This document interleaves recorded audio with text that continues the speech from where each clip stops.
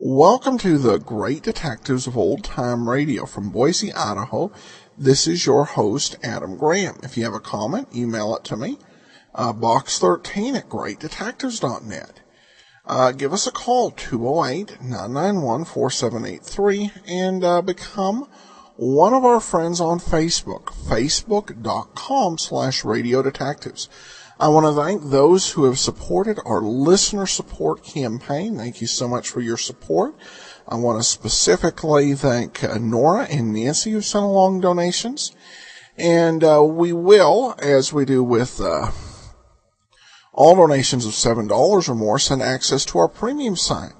Plus, for those who give a donation of $20 or more, we will send a special thank you gift, as well as a free digital copy of my ebook, All I Needed to Know I Learned from Columbo. Among the very nice digital gifts we have are copies of the BBC radio plays of Poirot and Miss Marple. They have a few featured plays, but most of the Poirot stories have been adapted, and those are available with a donation of $50 or more. So just email me on that, and we've got a complete list over at the website support.greatdetectives.net.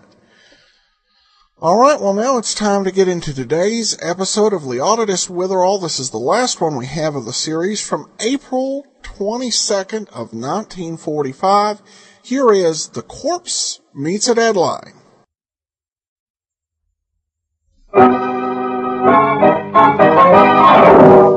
Thanks for everything, boss. Maybe I can repay the favor sometime. Maybe I can do something for you, like cutting your throat. WOR presents the distinguished American actor Walter Hamden in The Adventures of Leonidas Witherall. Tonight's adventure, The Corpse Meets a Deadline. Leonidas Witherall is the New England schoolmaster who looks like Shakespeare and is always getting mixed up in murders. At the moment, Mr. Witherall has gone to the city desk of the Dalton Herald. It's a very urgent mission on behalf of his housekeeper, Mrs. Mullet, and Leonidas, along with Mrs. M., is explaining it to the Herald's editor, Mr. Forrest. You see, Forrest... Yes, Leonidas? Mrs. Mullet here is... what's your title, Mrs. Mullet? I'm Director of Public Relations for the Dalton's Ladies' Aid and Get-Together Society, early Wednesday afternoon group, Section 2. Leaving on track 7? And our group's holding a special meeting tomorrow. They're having a guest lecturer, Forrest. Oh, really? Who is it? We're having Mrs. Hildegard Fish, who wrote South American Question Mark and Balkan Riddle. She's going to speak on Russia. What does it mean? Completely baffled, isn't she? And you want us to mention it in the Herald, huh? Mention it? Well, if you could eliminate the news about General Eisenhower and General Patton and just turn, say, 10 columns over to Mrs. Mullet's group, Forrest. Aside from Mrs. Fish, we're having an election and our spring tea dance. Going to be a big day. All right, Mrs. Mullet. We'll see that you get all the space you deserve. How's that, Mrs. Mullet? I told you we could persuade Mr. Forrest. Persuade him? Why, he should be glad. I'm giving him a scoop. Oh, I am, Mrs. Mullet. We don't often get a break like this. There you are, Forrest. Mr. Bennett. Hello, Mr. Bennett. How do, Mr. Forrest, Bennett? you're a stupid, irresponsible, cheap, yellow journalist. Now, look, Bennett, all I did... Look at this paper of yours. Look at that picture. On the front page, too. I told you not to print that horrible picture of my daughter. There's no harm in that. Running this picture of that rotten gambling den with all those crooks, and there at the table, my daughter. I can't help it if your daughter visits gambling joints, Bennett. The girl's just 18 years old. She went out on a date. She's no idea where they were going. Just the same, she was there. She wanted to leave the minute they got to that evil, iniquitous But place. she didn't leave. The cops came in and our man got the picture. It's not our fault that she's in it. Well, Forrest, I told you yesterday not to print it. Sorry, Bennett. It was the only shot we had, and a good one, too. Oh, you've ruined my daughter's reputation. You've disgraced her. Oh, don't be such a blue nose, Bennett. Now, if you don't mind, I'm busy. I've got an edition to get out. I ought to thrash you, Forrest. I ought to treat you the way my grandfather handled a smart aleck newspaper man out west. He got a horsewhip, And he whipped that editor within an inch of his life. If you don't watch your tongue, Bennett, I'll have you thrown out of this office. Oh, you wouldn't dare. No, Mr. Bennett. I don't want to interfere, but perhaps if you'd cool off... You keep your beard out of this, Witherall. And you mind your tongue, Mr. Bennett. Forrest, you filthy... Get away from this desk, Bennett. Just let me get my hands on your throat, Forrest. Mr. Bennett, I'm going to show you. Let go of me, brother. Mr. Bennett, take your hands off. I will... You let go of him, Mr. Bennett, before Come I on, crown Mr. you. Bennett, or I'll... All right. All right. You crazy fool. Get out of here. I warn you. All right, Forrest, I'm getting out now. But this isn't the end of it. Go on. I'll see that justice is done, Forrest. I'll see that you're taken care of, no matter how far I have to go. Looks as though Mr. Bennett's going to be a very serious problem, Forrest. Oh, him, Leonidas? No, I'm used to that. He seems to be extremely excitable. You've got him all wrong. Sure, he'll rave and rant for a while, write letters, and then he'll calm down. Well, I hope so. It doesn't seem as trivial as that, though. I know Bennett. He's a very headstrong old gentleman. And your printing that picture has defiled his little child's good name. Oh, forget it, Leonidas. Oh, come on. I don't often have you down here. Suppose I show you and Mrs. Mullet around the place. Feel like touring the plant? Oh, I'd love to. Lead on, Macduff.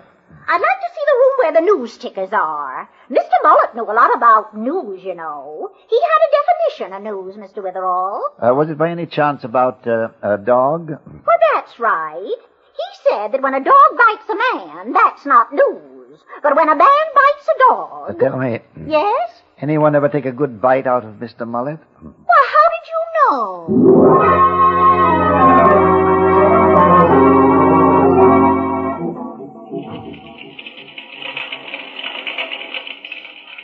These are the linotype machines, Leonidas. Oh, well, quite a formidable array of them, Forrest. Could we go over to one of them and get a closer look? Oh, sure. Come on.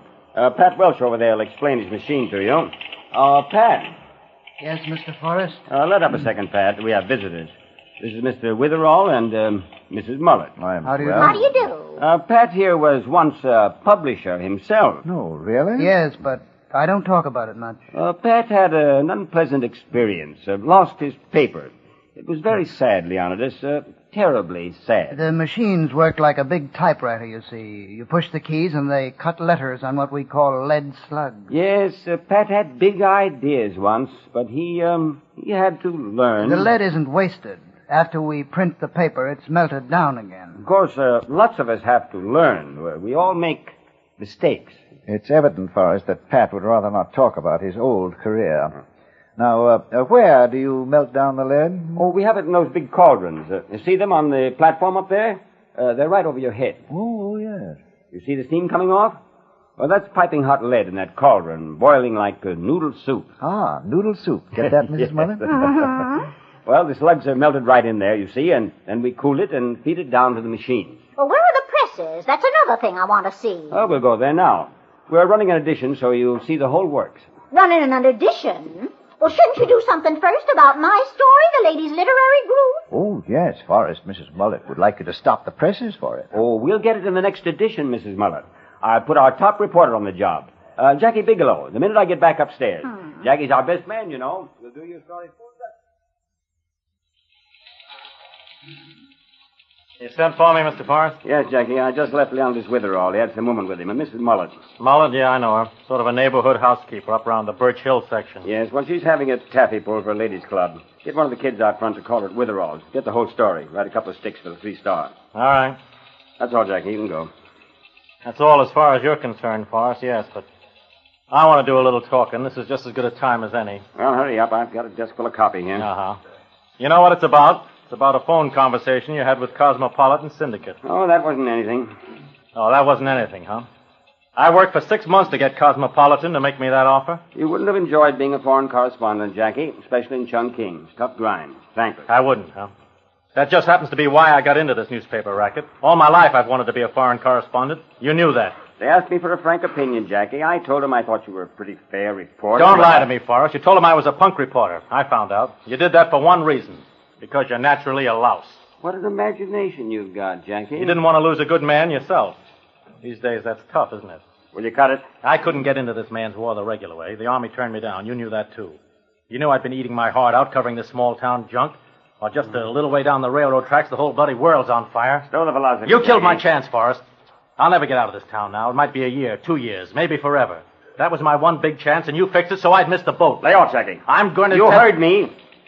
Lay off. City desk, Forrest. Uh-huh. Yeah, okay. Right. Get into that jalopy of yours and beat it over to the Perkins shipyard. It's burning up. 3 alarms have gone out. Okay, I'm on my way. And thanks, Forrest. Thanks for everything. Maybe I can do something for you sometime. Like cutting your throat.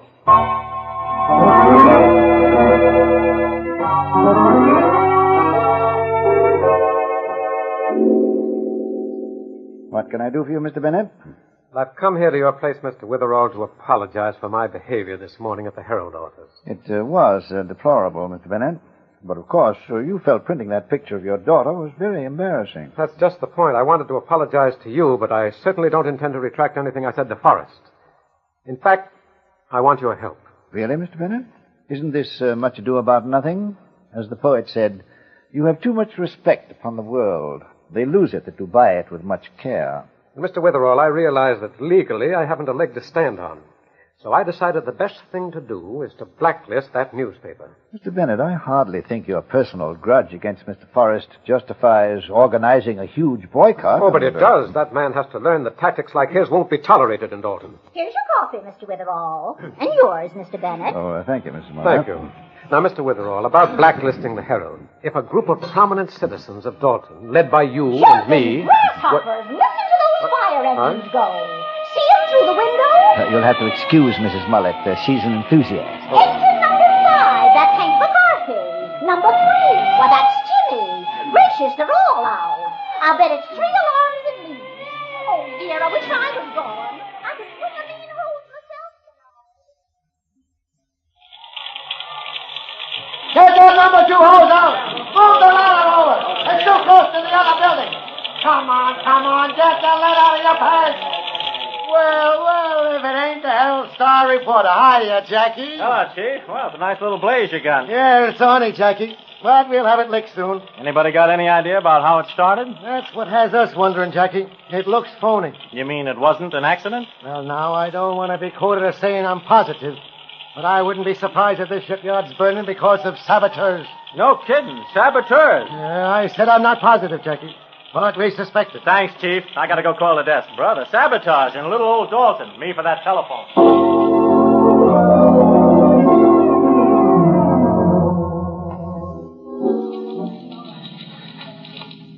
Now, what is this today, Pat? Everybody's after me for something. Now, what do you want? Forrest, Yes? this morning when you brought Witherall down to the linotype department, you sort of went out of your way to take a couple of pot shots at me. Oh, about the way you once owned a paper, Pat? Well, that struck me as a funny story. Little sidelight on one of my employees. You like that idea, don't you, that I'm just one of your employees now? Pat, in San Francisco 10 years ago, when you started a paper that you said would put mine out of business, I warned you. I said not to try it. Because you wanted to be the boss of the whole show, huh? You weren't making enough money. You had to squeeze the life out of any paper that tried to get started in the same town. I was just meeting competition, Pat. Yeah, by having my delivery boys beaten up in dark alleys. By sideswiping my trucks, though the 2 of my drivers spent a year in the hospital. By knocking over any stand that carried my papers. And by breaking that poor Italian peddler's neck. That was just an accident, Pat. Sure, that's what the police called it. But I've got another version. I know you've got blood on your hands, Forrest. And you wrecked me. I lost every penny I had trying to buck you. I told you then, don't try it. Remember? All I remember is that you're a crooked chiseler who ruined my business. You're a gangster and a killer, and I'd... Yes? Forrest, this is Jackie Bigelow. I'm at the Perkins shipyard. Yeah, what have you got? Better hold the 3-star for a replace. This ain't no ordinary fire. Looks like sabotage. Sabotage. What's he saying? Sabotage at the shipyard? You stay there, Jackie. Get busy. Dig up everything you can. Don't lose touch with me. Now, give me the details of what you know.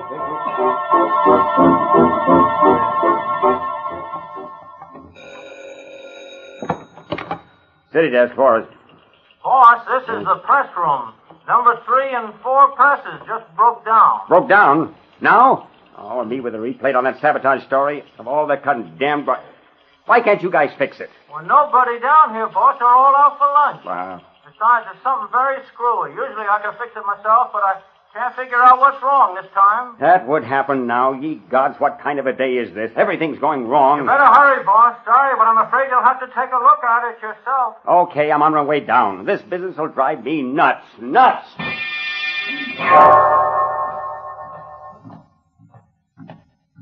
What's wrong with these presses? Where is everybody? What do I pay people for? The presses are bollocksed up and there's nobody here of all that... Hey, what are you doing up there? Come down off that platform. Get away from those cauldrons. There's hot lead in there. Are you crazy? Don't push it over. Don't! I'll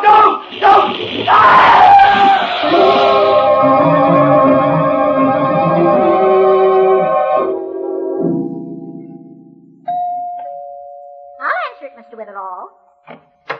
Mrs. Wallace, is Mr. Witherall in? Why, yes, Mr. Bennett. Another visit, Mr. Bennett? You're quite determined about the Herald, aren't you? Mr. Witherall, something's happened, something horrifying. Oh, what is it? It's Forrest. Oh, has the editor printed another inflammatory picture? No, it isn't that. Forrest is dead. Really? He's been murdered. It's all over town. It is, and I didn't know it. You must be slipping, Mrs. Muller. Of course, since he's dead, well, you know the consequences. Sure, they'll have to turn in his ration book to the OPA. How did he die, Mr. Bennett? Well, in a pretty gruesome way. He was evidently trapped. He was alone in the press room when the killer dumped one of those huge kettles of boiling lead over him. Say, that's a new one. And the body was found in the press room? No, the murderer took the body and dumped it down a chute, the chute where the papers come off the press and roll out onto the delivery trucks. And just a little while ago, the body came rolling down the chute along with the newspapers. Mr. Bennett, why have you come here to tell me about this? Well, I know you've been mixed up in murders, Mr. Witherall, and that you've been rather successful at solving them. Yes, and I heard you threatening Forrest. You weren't by any chance near the Herald building at the time of the murder. Heaven help me, I was in the building. But you know nothing about the murder, of course. Absolutely. I've never been in the Herald press room in my life. I don't know a thing about kettles of hot lead or delivery chutes. You'd have a little difficulty, Mr. Bennett, proving that. I realize that. That's why I'm here, Mr. Witherall. Would you represent me? Well, frankly, Mr. Bennett, I don't represent anyone. If you think my looking into the story might clarify it or speed the solution... That's all I ask. I want you to come to the Herald office now and get at the truth. We're going to look into the murder, huh? I'll get to the bottom of this. Where's my hat? Where's my coat? Yes, and don't forget your bloodhound.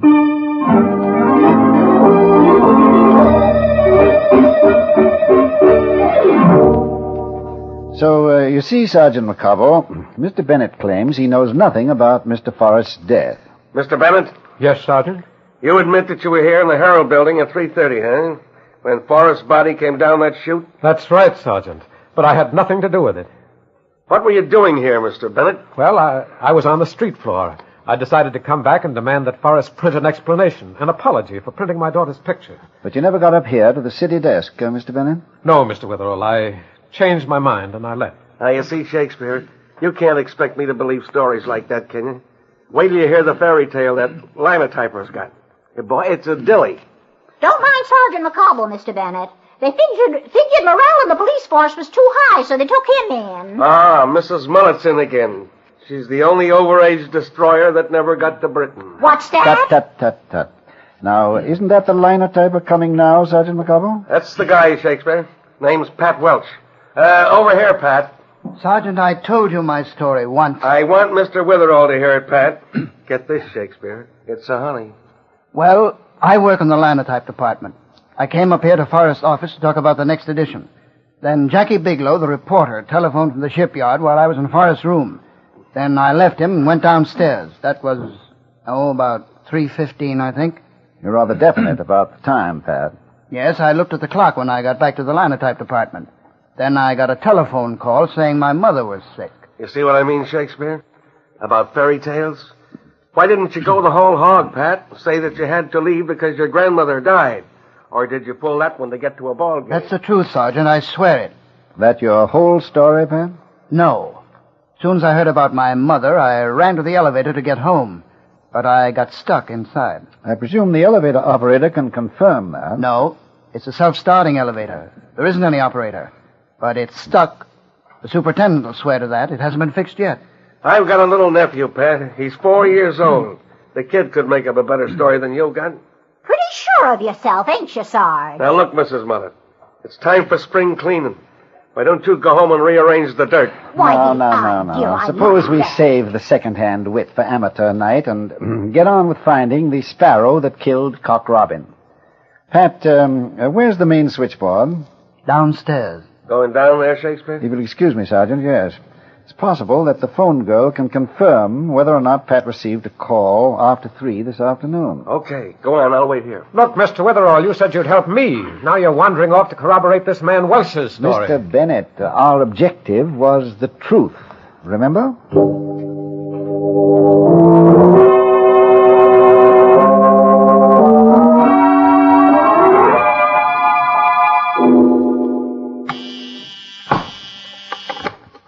Dalton Harold, good afternoon. Oh, I'm sorry, Mr. Forrest is out. He's getting a fitting for a wooden suit.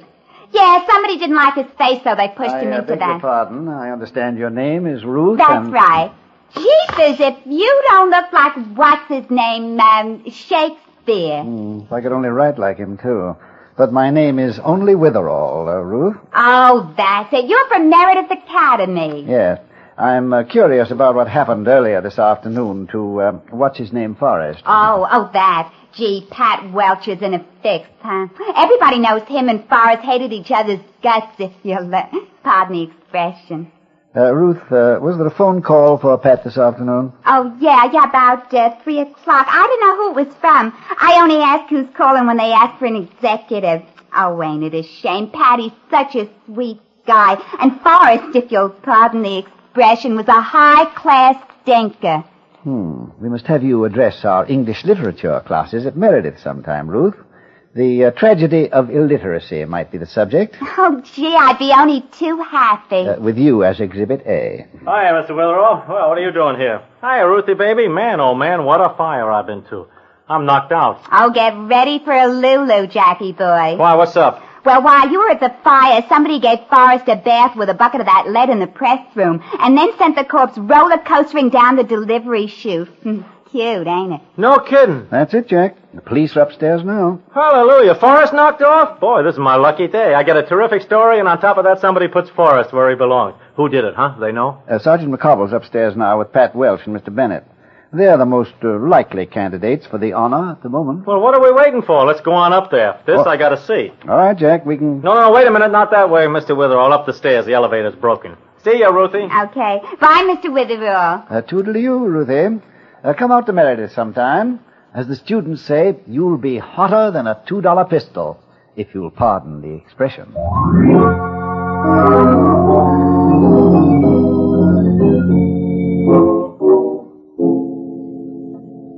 Now, Jack, you say Forrest cheated Pat here out of a newspaper, huh? Put him out of business? Yeah, that was the deal, McCobble. It was in Frisco about 10 years ago. I'm sorry, Pat, but a fact's a fact. I'm not worried, Jackie. Man that's innocent doesn't have anything to worry about. Yes, as the bard wrote, truth is truth to the end of reckoning. Sergeant, aside from the fact that I happened to be in the building, you haven't a scrap of tangible evidence against me. But when it comes to motive, Mr. Bennett, you did have a violent argument with Mr. Forrest about that picture of your daughter. Since when do you convict people on that kind of evidence? We'll get all the evidence soon enough. Give the sergeant a chance, Mr. Bennett. He'll learn. Won't you, squeaky shoes? Mrs. Mullet, don't stand there with your teeth in your mouth. Why don't you... Easy. Talking about motives, Jack, I happen to know that Forrest cut you out of the job you wanted, working for that syndicate in Chungking, and I also know what it meant to you. Sure, that's right. Oh, I'm not sorry he's dead. I'll bet everybody in the building had a motive for wiping out that lug. What happened to your wrist, Jack? Huh? Oh, the bandage? I burnt myself at the fire. Now, the chief will back me up on that. I was poking in the ruins for sabotage evidence. You've been at the fire since that first call came in about it, Jack? Yeah, been there all the time. I telephoned Forrest from there. Anybody will tell you that. You left the moment the news flash came in? Yeah, about 3 o'clock it was. Pat, you saw Mr. Forrest alive in his office when Jack telephoned? I did. After Jack called about the sabotage development, Pat, you went back to the linotype, as I understand it. That's right. When you did, you looked at the clock, and it was 3:15. Uh-huh. Then you received a call from that your mother was ill. You dashed for the elevator, but it broke down while you were inside. I told you the super will confirm that. Therefore, the elevator broke down roughly about 3:20. That's about it. Very interesting. What's the angle, Shakespeare? Now, Jack, you say you've been at the fire since a few minutes past 3, and we know that the elevator broke down about 3:20. Get to the point, Mr. Witherall. Yeah, what's this all about? Jack, it's about the fact you're supposed to have been at the fire since shortly after 3, long before the elevator broke down. Yet when I met you downstairs with Ruth, you remarked quite casually that we should take the stairway because the elevator didn't work. How did you know that, Jack?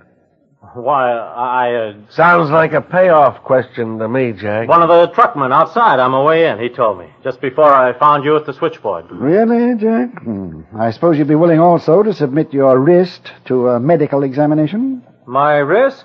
Wrist? Why, certainly I will. Why? Why? Because, Jack, I think you burned your wrist while dumping the cauldron of hot lead over Forrest. As you know, a medical examination will reveal whether that burn was caused by flames or if there are traces of lead in it.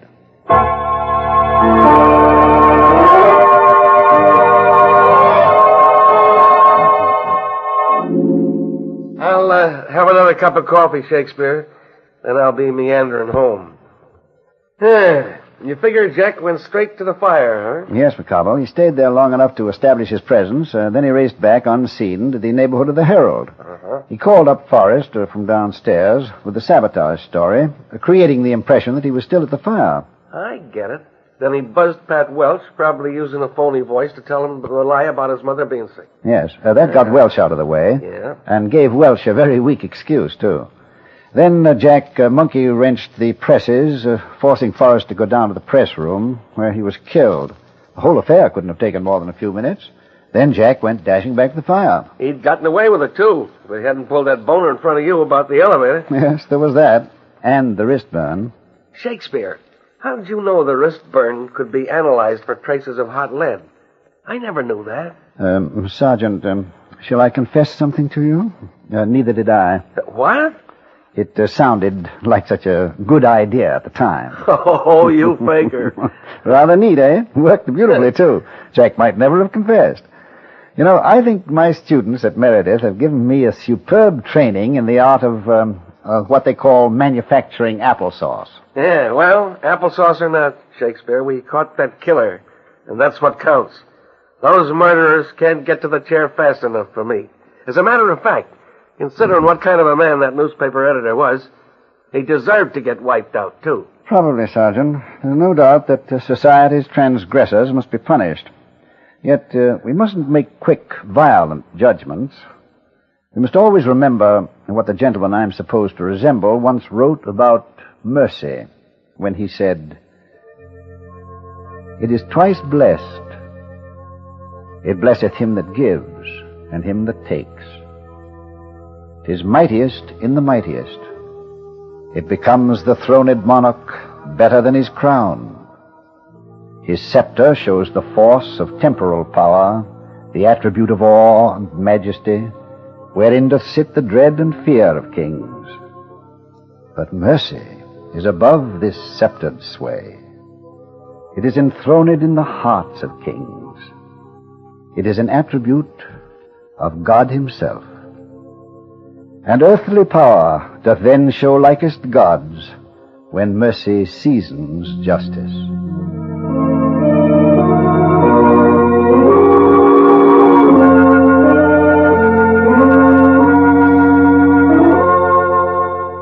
WOR has presented the distinguished American actor Walter Hampden in The Adventures of Leonidas Witherall. Mrs. Mullet is played by Ethel Ramey, Sergeant McCobble by Jack McBride. The character of Leonidas Witherall is from the mystery novels by Alice Tilton.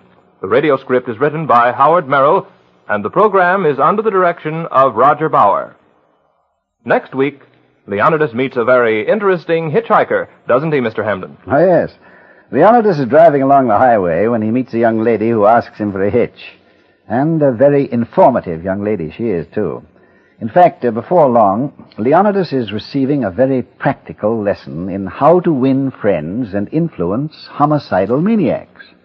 We hope you'll be listening next Sunday at 7, and until then, good night.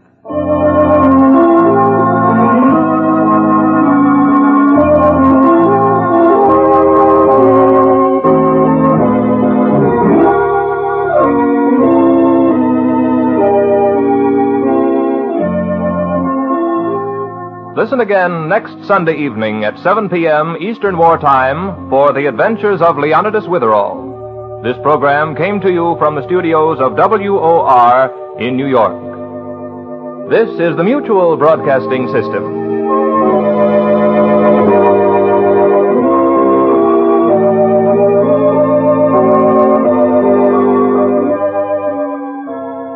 Welcome back. Well, for classy endings to a series, it's hard to beat the lead character reading that line from Shakespeare. Walter Hamden, a very well-trained and well-experienced Shakespearean actor, as we mentioned before.